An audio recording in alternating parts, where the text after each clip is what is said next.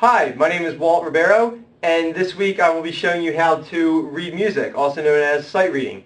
Real quick, any questions you can simply email me at the address below, or you can just subscribe to my channel. Every week I'm going to be coming out with something new. So let's just jump right into it. Every note has three parts to it: a flag, a stem, and a note head. And what that's going to do is it tells you different information. Not every note has a flag, not every note has a stem, but every note will always have a note head. Now, it's important to mention, though, that these notes, the different shapes of them, and how some have stems and some have flags, all that it tells you are just simply how long you hold a note. That's it. There's only two parts to notes: the duration and the pitch. And that's it. Now let me explain the different notes. We have a whole note, half note, quarter notes, eighth notes, and we have 16th notes also. Whole notes get 4 beats. Now I'm going to explain what a beat is in a minute.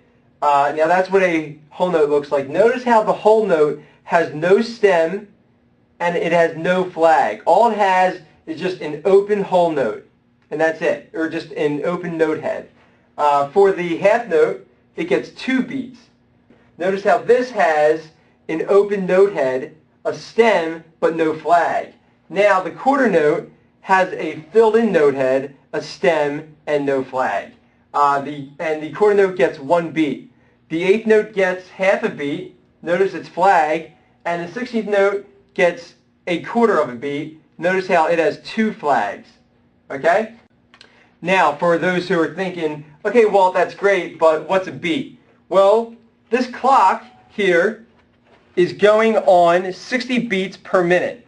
And the reason for that is because there's 60 seconds for every minute. So just think of a pulse or think of a beat as being just a steady pulse.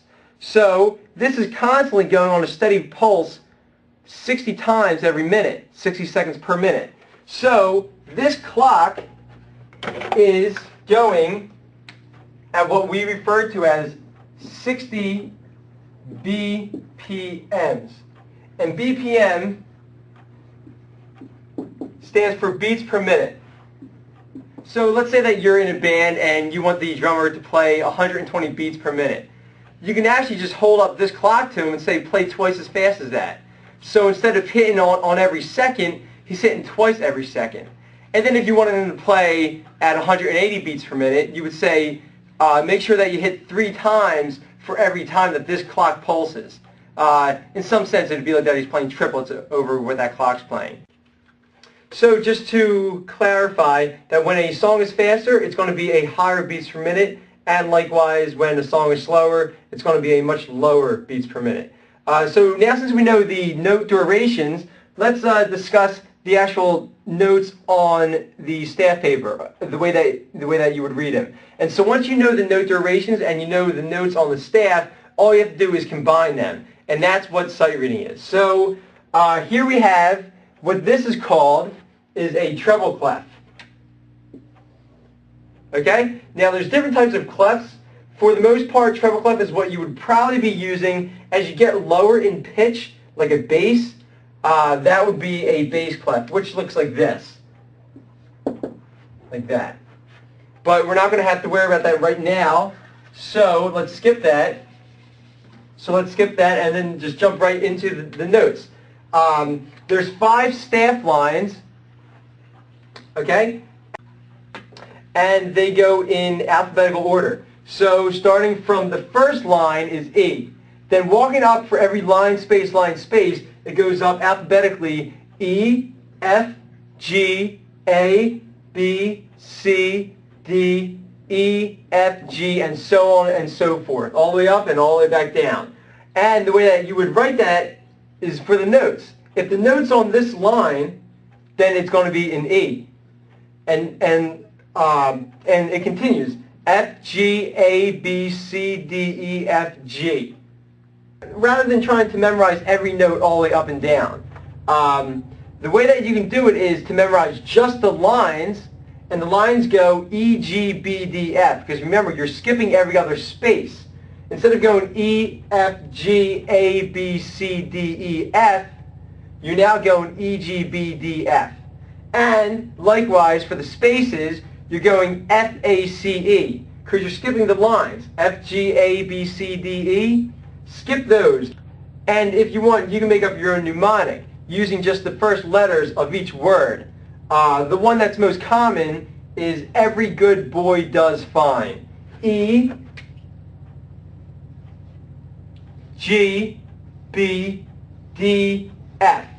And for F-A-C-E, it just spells a word, face. So if you have to memorize the words, or the notes rather, and you see this note, just walk up it. Rather than trying to count every line, just count every space. F-A-C. That's a C. And if I put a line right there, it's a quarter note. So it's a C that's held out for one beat. And finally, I just wrote a little motif here, combining everything that we've learned today. There's still a lot left. I didn't even get to a little bit more information that you would see here. It would tell you like what key it's in, how many beats there are per measure. That's all for a later tutorial. It's a little bit too much just for one week. So for right here, all I just wrote down was just a little motif, and we're going to look at the notes real quick, and then that'll be it. Here you're just going to combine everything that you know now about the note durations and the actual pitches. You're going to combine them and then be able to answer these questions all of yourself. So here's an A, here's an F, here's another F, here's a D, and then here are two B's. And now we're going to go for the note durations. This is 1 beat, 2, 1, 4, and 2 half beats. Now, these are half beat because they're eighth notes. This is a whole note, so it gets four beats. Quarter notes get 1 beat, remember. Half notes get 2, and once again, quarter notes get 1 beat. So, if this is your beat, this is going to get 1 clap, this is going to get 2, this gets 1, this gets 4, 1, 2, 3, 4, and these all get half a beat. Okay? Now, the way that you get the half beat is that you would just hit it twice for every 1 beat. So it would be da, da, da, da, da, da, instead of like the quarter note, which would go ba, ba, ba, ba.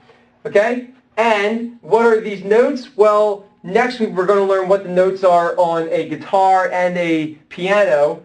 And from there, we'll be able to be playing them on any instrument that you choose. You can play them, it's all the same, it's all universal. So if you play violin, if you play banjo, if you play piano, if you play glockenspiel, it's all the same. That's what makes music great. And these are very, very close related to tablature, which I know that everyone's mostly familiar with. But for any other questions, simply email me and subscribe to my channel. I'm going to be coming out with new stuff every week. And let me know your questions. I would love to answer them. And once again, my name is Walt Ribeiro. Thanks a lot for tuning in, and I'll see you next week. Take care.